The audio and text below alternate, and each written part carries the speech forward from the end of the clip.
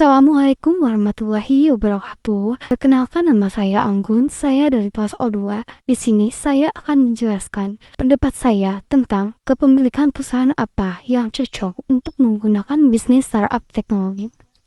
Mendirikan sebuah startup tidak hanya tentang pengembangan produk atau layanan agar memberikan solusi bagi para konsumen, tapi dalam perkembangannya ada rambu-rambu yang harus diperhatikan oleh startup untuk bisa mengembangkan bisnisnya, atau malah bisa tersandung oleh isu hukum. Dengan berbadan usaha, membuat startup mendapatkan perlindungan hukum dan lebih dipercaya oleh investor. Dengan keuntungan itu, startup dapat berkembang lebih besar lagi. Di Indonesia sendiri, terdapat dua bentuk badan usaha, yaitu badan usaha berbadan hukum dan badan usaha tidak berbadan hukum. Badan usaha berbadan hukum seperti PT, koperasi, dan yayasan. Sedangkan badan usaha yang tidak berbadan hukum antara lain CP atau firma. Nah, kira-kira bentuk badan usaha apa sih yang cocok dengan startup Anda? Dengan memahami struktur dan model bisnis, saya dapat mengambil keputusan untuk menentukan badan usaha yang tepat untuk bisnis startup tersebut.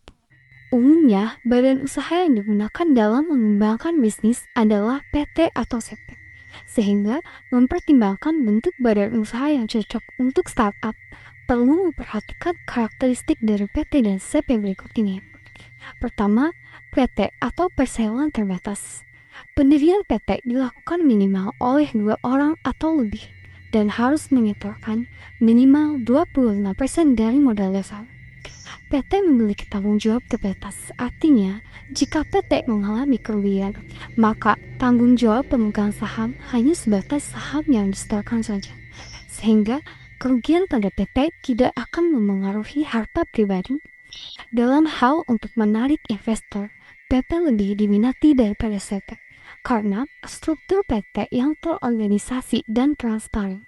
Selain itu, investor dapat dengan mudah membeli saham PT-PT dan dapat menjual saham-sahamnya kepada masyarakat dengan cara menjadi perusahaan publik, sehingga perusahaan mendapatkan dana untuk mengoptimalkan usaha yang telah dijalankan. Yang kedua, CP atau Persekutuan Komanditer. CP minimal didirikan oleh 2 orang atau lebih, yang mana dibagi menjadi sekutu aktif dan sekutu pasif. Tidak ada minimal modal yang harus disetorkan untuk pendirian CP, karena CP memiliki tanggung jawab tidak terbatas. Maka tidak ada pemisahan harta kekayaan CP dan harta kekayaan pemilik pribadi CP. Sehingga jika mengalami kerugian, sekutu aktiflah yang bertanggung jawab ke harta pribadinya. Tidak adanya pemisahan harta pribadi dan harta perusahaan membuat CP dianggap kurang transparan bagi investor. Sehingga banyak investor yang ingin menanamkan modal meminta pemilik CP mengubah badan usahanya menjadi PT. Nah, dengan karakteristik tersebut dapat dikatakan untuk startup berbadan usaha PT lebih bona fide karena melihat dari mitra investor yang lebih percaya kepada PT. Selain itu, jika startup memilih badan usaha CP, kemudian startup itu berkembang lebih besar, tentu tanggung jawab dan permasalahan hukum yang akan dihadapi akan lebih besar juga.